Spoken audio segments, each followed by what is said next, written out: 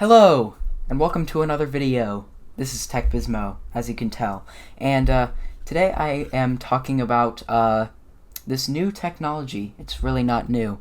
This M.2 SSD and this SATA SSD. So this right here, what I have, this is called an M.2 SATA SSD, and basically, to sum this entire video up, this is a smaller version of this. Well, thanks for watching, guys. It's the end. If you enjoyed this video, no.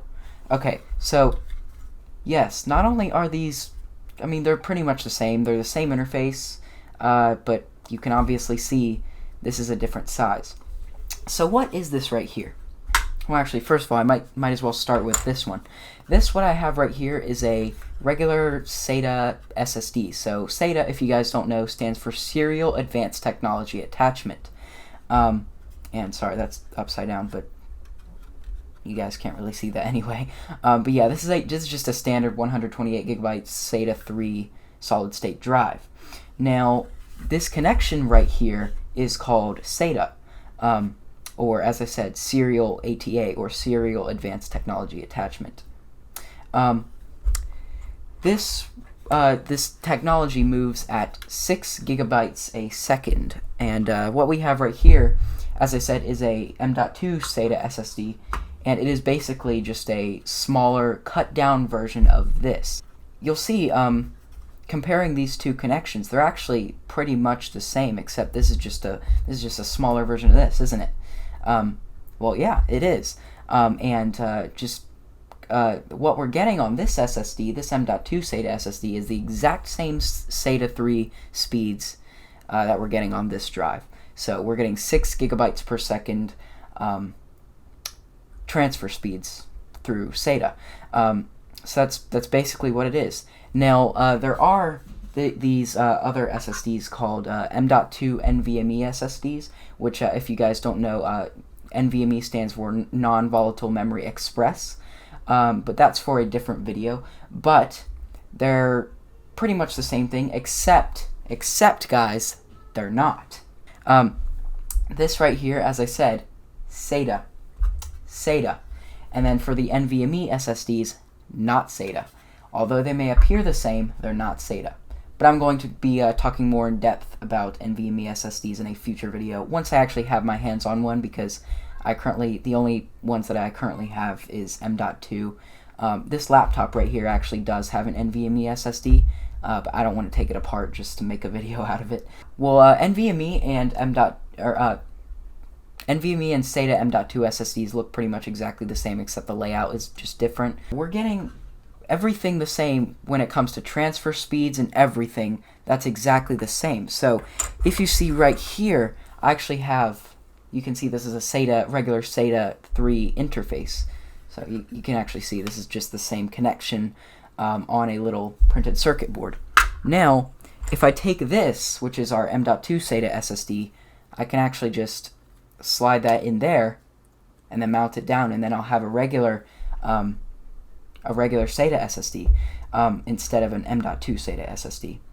Now, this, comparing to this, is exactly the same, except, this is just a little bit bulkier. It just looks bigger. But when we're talking about this, it's exactly the same as our regular standard SATA SSD right here.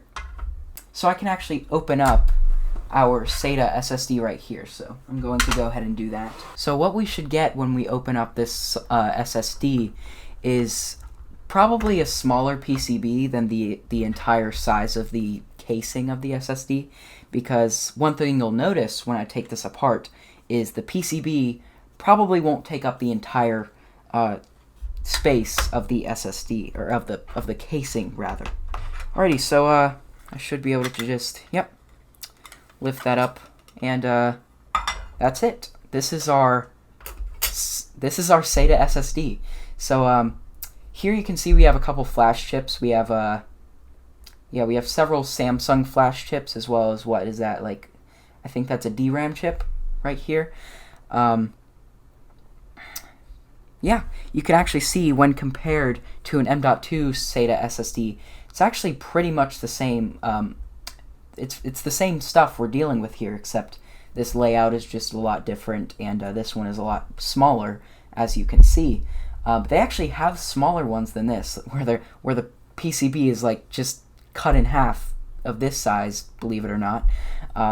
They actually have ones that are cut down to what, around this size. If you see, I actually have a mounting hole for those smaller SATA NVMe, those smaller SATA M.2 SSDs, M.2 SATA SSDs, whatever you want to call it. But yeah, you can see when I actually compare these two, while this one's in the casing, of course, these actually look very similar, don't they? Except on this side is the flash chips and stuff. I'm not too worried about the warranty or anything on here because I bought this SSD used anyways. So we're just going to peel this guy up so I can view our flash chips as well as the DRAM. Who knows, maybe this SSD doesn't even have a DRAM cache. I doubt that because it's pretty fast. Okay, so yeah, after I've gotten that sticker off, you can see this right here is, what is that? Okay, so we have a Samsung flash chip right here, and we also have a Samsung flash chip right here, and right here. But you can see they actually fit an entire 128 gigabytes in that small flash chip. And you can see there's actually an empty spot right here for an extra flash chip. You can see that where the ball grid array is laid out. So yeah, that's just to give you guys an idea of the differences between M.2 SATA and standard SATA SSDs. So I'm just going to go ahead and throw this back in the SATA drive enclosure, whatever these things are called. We'll get that back in the case, and yeah, it's really simple learning about when you're comparing M.2 SATA to standard SATA solid-state drives. Yeah, that's just how simple it is. Just comparing the two, this is just a smaller connector, basically. Everything else, of course, the layout is slightly different, or I should say a lot different, but everything else is generally the same, so it's really that simple, just comparing the two. Now, if there are some SSDs that don't include stuff like DRAM caches, but I'm assuming I'll talk about that later. Now, I know DRAM cache is that actually gives you the performance in a regular solid-state drive these days, because a solid-state drive without the DRAM cache is, I've heard, it can be as slow or slower than a regular SATA hard disk drive. So yeah, that's just something to let you guys know. But yeah, that pretty much wraps up our video here. I'm just going to throw this in the lovely drive bay as we have here. Just set those aside for now. Yeah, right here I actually have a regular just SATA data cable, so I can show you guys really quickly. This is the SATA data connection right here, and that just plugs right in there, and I can actually plug a SATA power as well as the SATA data into my workstation, and then I'd have a full 128 gigabyte SSD in a standard SATA enclosure, of course. This one, as you saw, same connector, also can be plugged into my workstation if I wanted to. Yeah, that pretty much wraps up that part. But you know what? I want to pull out a hard drive.